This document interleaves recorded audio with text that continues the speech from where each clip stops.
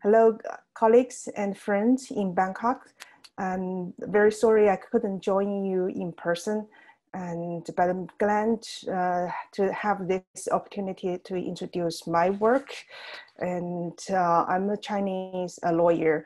I'm practicing Chinese law, and my work is to hold Chinese companies accountable for their environment and human rights impact in other countries beyond China's borders. And I started an NGO called the Center for Transnational Environmental Accountability. And our mission is to hold Chinese companies accountable and strengthen the rule of law in the Chinese investment host countries. And I, as an environment lawyer, I started my career at China's first environment law clinic, Center for Legal Assistance to Pollution Victims, based in Beijing. I started my work in 1999 as a volunteer student, and then the lawyer at the center, and then became the first litigation director of this law clinic. And I have experience to hold the Chinese company accountable for their environment damage within China. And I know how Chinese companies behave in China. And I know they have been bringing those practice to other countries. So yeah, my talk is about how we can hold them accountable. And some of you already know China's ambitious Belt Road Initiative. And Belt Road Initiative is China's international investment plan, and has very strong implication, geopolitical implication, and it has been expanded to 120 countries all over the world. And I'm showing this map, just the preliminary image of this Belt Road Initiative. And many countries are not showing this in this map, but they are joined Belt Road Initiative. And you must have seen this map before, because the Southeast Asia is the first stop of China's outbound investment, and is a very important part of the BRI, especially the Myanmar and some country in this map. You can see China has met a lot of promise and to guarantee the world. And the Belt Road Initiative is green and clean. And I have listed those promise from Chinese government. The latest one is the Chinese President Xi Jinping announced just a couple of days ago at UN summit, China will reach carbon neutral before 2060, and the greenhouse gas emission will peak before 2030. It's a huge news for the international the community who are working on the climate change, because it's a huge promise. Sounds very promising, and but it's still a promise. And see that China will be hosting the convention for the biological diversity COP15, and it will be held in 2021, and has been original dates was October 2020, but it has been postponed to next year. And China has successfully integrated the two concepts or two slogans for BRI into the theme of CBD COP15. So the theme of this year's next year's COP15 is ecological civilization, building a shared future for all life on Earth. So ecological civilization and shared future for all life, that are two slogans for China's Belt Road Initiative, and it all sounds very promising. China is trying to build ecological civilization, and for all the lives on the earth to have a shared future. And that is another promise China has made for the world. And along the Belt Road Initiative, there are many other promises, like the green investment principles for the Belt Road Initiative was announced last year. Many Chinese banks has joined this the principles, and Chinese government also announced other it's like the guidance to promote green Belt Roads and Belt Roads ecological and environmental cooperation plan, and the green credit guidance, and all sounds very promising and sounds green and clean. But reality, you must know, Chinese investment has caused some severe environment impact in your country and in Africa, in Latin America as well. And so I think there's no need for me to repeat those problems, and many of you have been facing those problems and the difficulties and harms brought by Chinese investment. And let me give you a little bit of analyze how we can ensure China make those promise too. And look at the Chinese company, or you have to understand who are you facing in order to deal with those Chinese company. And the BRI is a government-backed policy or plan. And what I meant, Chinese government-backed, because Chinese government provides economic incentive for Chinese company to go out to pursue profit and to bring the natural resource back to China to fuel China's domestic economy, and then also use this way to expand China's influence over the world. So Chinese government does give economic incentive for Chinese company, especially state-owned enterprise, and give them concession loans and no interest loans and all other economic incentive for them to their business to countries, other continents. And when we talk about state-owned enterprise, there are several levels of the state-owned. And the first there is a central government, the Yangtze, the central government. Some names you must already heard, like PC and Power China, Energy China. They're all Chinese central government-owned enterprise. They are giant companies, and they're is under those parent companies. It's really difficult to figure out who they are and their corporate structure are. It is difficult work for you to know those and to have a partner when you are facing those Chinese company.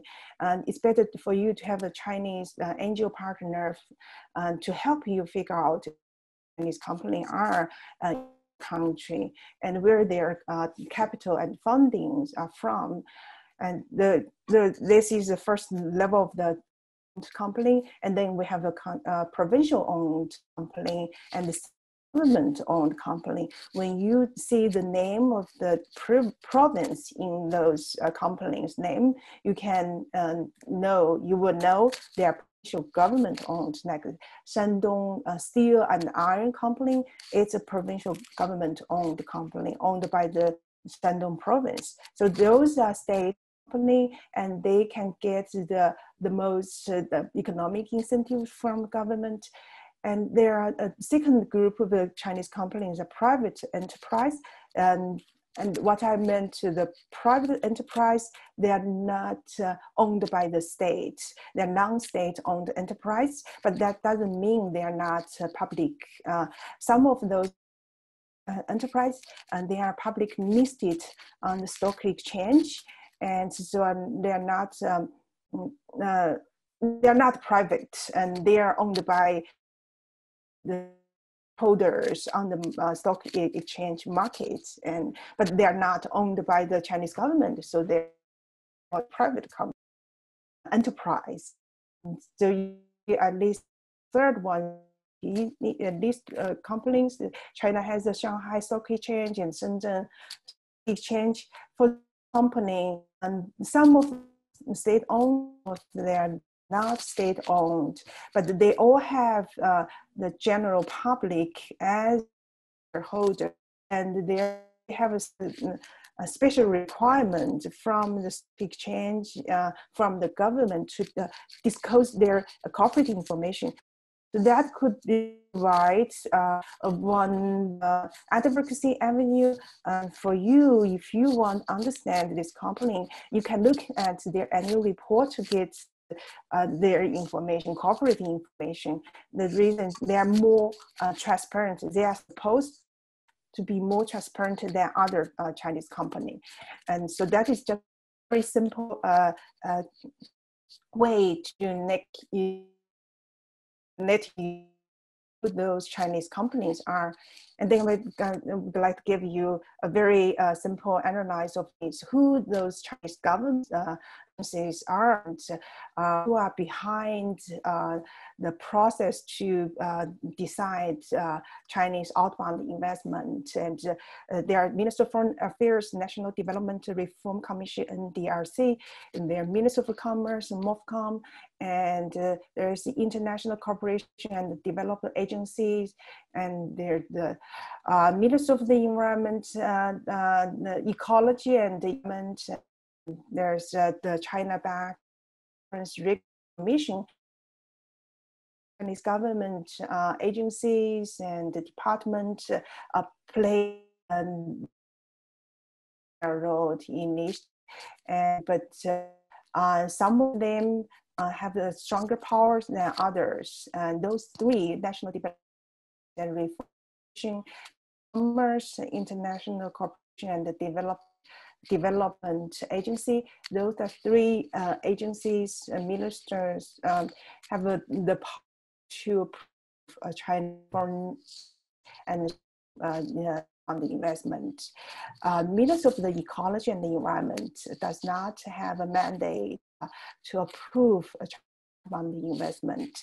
So that is the weakness within China, because the Ministry of Ecology and Environment has a mandate to review China EIA environment impact assessment and give approval to project within if their EIA qualified to be approved, but there's no requirement for the Minister of Ecology and Environment to do the investment project impact assessment, and there's no such legal requirement, and the Minister of the Ecology and Environment does not have a date to do so.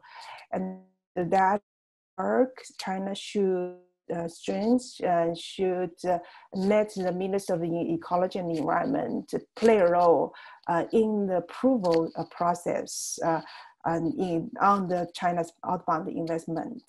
And there are other business associations, they are not government agencies, but they are affiliated with Chinese government agencies, and like China's Chamber of Commerce and China Mining Association, and those are government-owned business associations, and they are playing very important role in their industry, and they're making guidance for companies to comply with, follow.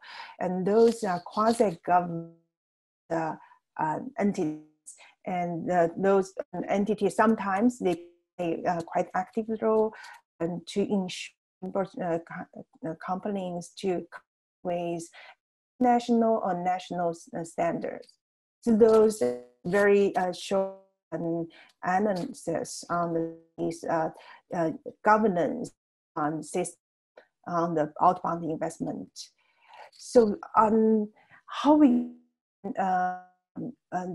ensure China's investment or China Belt Road Initiative, green and clean, what we should do, here I list my recommendations. What we have to do is we have to raise the bar from both sides, raise bar in China and raise the bar in your country. It's not about only about China. It is the capital is from China and the companies are from China.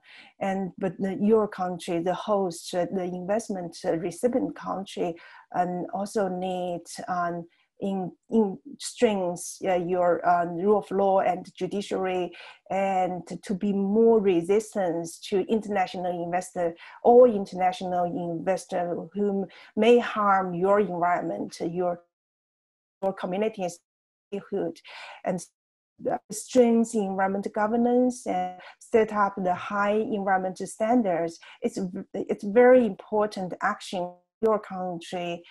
You have to push your government to set up the higher environmental standards, and you have to be you are from civil society organization, so you have to be keep doing good work and push your government to strengthen the rule of law in your country and to strengthen the environmental governance and natural resource management in your country, and to be resistant to Chinese investment, to those who may harm your environment.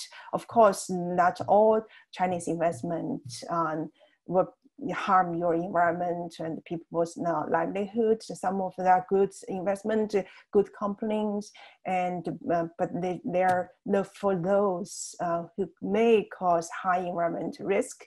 You have to strengthen your own legal system and raise your standards to net those high risk project keep those projects out of your country. In China, of course, we need strengthen our environmental governance, and we have to, if Chinese government really want to make those promises, promise to action. The first stage is China should make those voluntary policies and guidelines to laws, the laws which we can ask government to enforce and ask the company to comply with. And if they do not comply with, they will have legal consequences. And right now, those policy guidance any part to be enforced, and only laws could be enforced. So I think the first, if I can give any recommendation to Chinese government, keep those promises. The first, accept those guidance and policies, green. And we also need require the environmental impact assessment before the Chinese leaders of commerce, and they are approved on the outbound investment project, and let ministers of the ecology and environment play a role as a process. That is a very practical recommendation to Chinese government, but it's also very difficult to convince government to accept. And we also need, ideally, we want Chinese court to accept the environment cases from railroad countries caused by Chinese investment. That would be ideal, but it's also a very high bar for Chinese court, and it's just a goal we hope China will open, Chinese court will open to those cases, but we all know transnational environmental cases, it's very difficult to file and to be trial. But that is one advocacy tool or avenue we can pursue. And we also need Chinese NGOs, Chinese environment groups to go out and build partnership with you guys. And for all those Chinese policies and guidance or laws, without Chinese partner, it's really difficult for you guys to use. And you need a partner within China help you to identify information and request information from the government, identify the Chinese company, who they are, and finding the laws and the policy which can be used in your cases. So you need to find a partner within China.